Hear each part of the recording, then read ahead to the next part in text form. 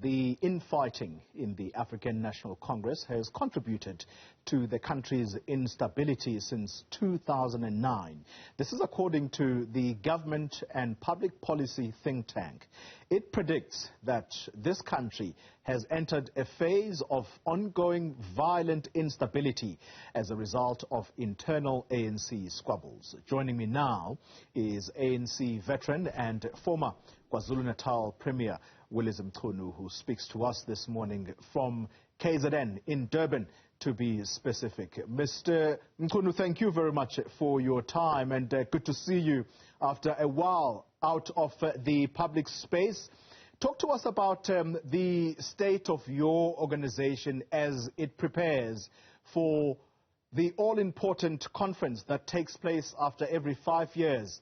In December, the ANC will be ready to elect its new leaders. How would you assess the state of your party? Well, actually, I'm going to disappoint you because I haven't been participating in activities of the ANC in recent times. And the reason is just one. I've been very sickly, but I'm recovering. It's good to hear. It's good to hear that you are recovering. And so perhaps let's try and talk about the various reports that have come, Mr. Mchunu. And one of those is the one that looked at what caused the July unrest, and in particular, the province from where you come was one of those that was heavily affected. Then after that report, another one by the Institute of Security Studies, again reiterating in a way the same message that was given by the experts who investigated the July unrest, stating again that the problems in the ANC are contributing towards instability of the country. How do reports like that sit with you as a veteran leader of this party? Well, yes, but you must also remember I've been premier, but I've been an activist in this province as well. A long time ago, a political activist as well as a community-based activist. And I've been mediating in conflict, doing resolution, and I've been mediated myself. So I've been through all of it, but I've also had the commission on political killings, which has identified, which is the only commission I'm very familiar with.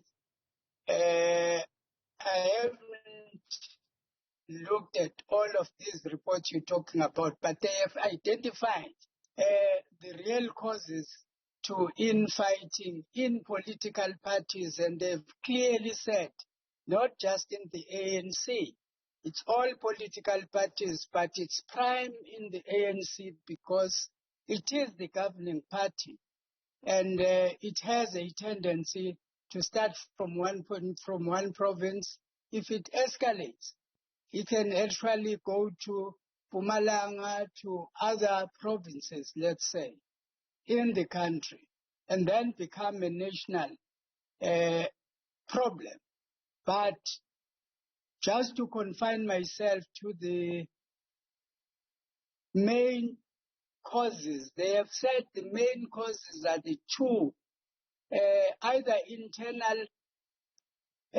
internal party politicking, power struggles, or struggles for government office during the times of elections for government. That's what they have said are the times that are a crisis. But the challenge itself starts small, and it starts in the area of that you call a branch or a ward. That's where it starts. Yeah. And I want to, I'm sorry to interrupt you there, and I want to ask of you this question, and I'm very happy that you are referring back to the report that investigated political killings in your home province of KZN. At the time, you were the Premier. Do you feel that whatever that report raised as being primary issues of conflict within the ANC, anything has improved? Well, I don't think so. I don't think so, because I have not denied that, yes, in the ANC as well, it has been identified, but it is a governing party, and we should be careful. But as I say, Polly, I cannot account, because I have not acted in the ANC in recent times. Well, it is important, though, just based on your assessment as a leader of this party, an elderly leader for that matter, who's no longer interested in positions but perhaps the well-being of the organization itself. If things have not improved, Mr. Mchunu, do you not agree then that the instability of the country is probably inevitable, given that the ANC is in a somewhat self-destructive mode that doesn't seem to be improving and is likely not to improve for this foreseeable future? Well, yes, that's the challenge, but I know that we did suggest a program of mediation within the ANC, but we said in all conflict in the province, but it hasn't been approved, but it has to be done by a government in order to be successful. But if it wasn't approved, I don't think I can say anything beyond that. But it has to be done. That's the only solution for the infighting, wherever it is. But also in the ANC, they should seriously consider the program that we had suggested a long time ago, but which has not been approved. Let me ask you this question. So with the problems, that engulf the ANC right now and that are clearly not improving, in your words, is it fair, therefore, for leaders of this very organization you belong to blame the courts of this country, to blame the judiciary for why things are going bad in this country? Well, I don't know who did that, but certainly when the commission, the Morane Commission, concluded its work, there was a role for the police, there was a role for prosecution, and there was a role for courts and corrections.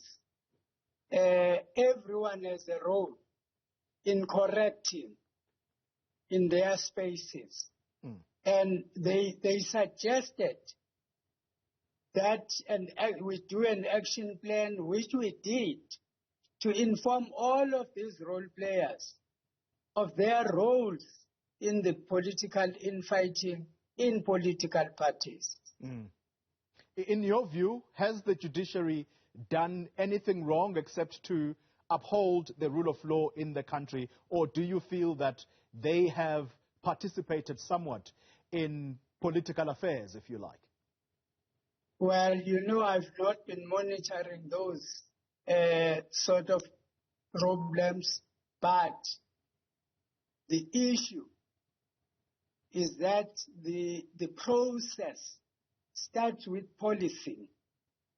Policing has investigations. It has to be done correctly for a case to pass the test of prosecution. It must arrive there with all the ready information. And that's what is needed, Xoli. So if policing is not up to standard, for instance, we need to know how much are we successful in prosecution. If we are not successful, why? What are the issues that affect the prosecution when they decide on the case?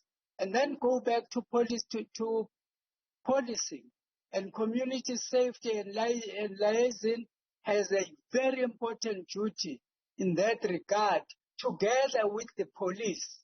But I know that there are times when prosecution does not want to work with the community safety and liaison. It's not good. It has to be done by everybody working together. And the police must be able to work with community safety and be able to work with prosecution together so that we all are at ease, that we contribute. But if we still work in silos, it's not going to help.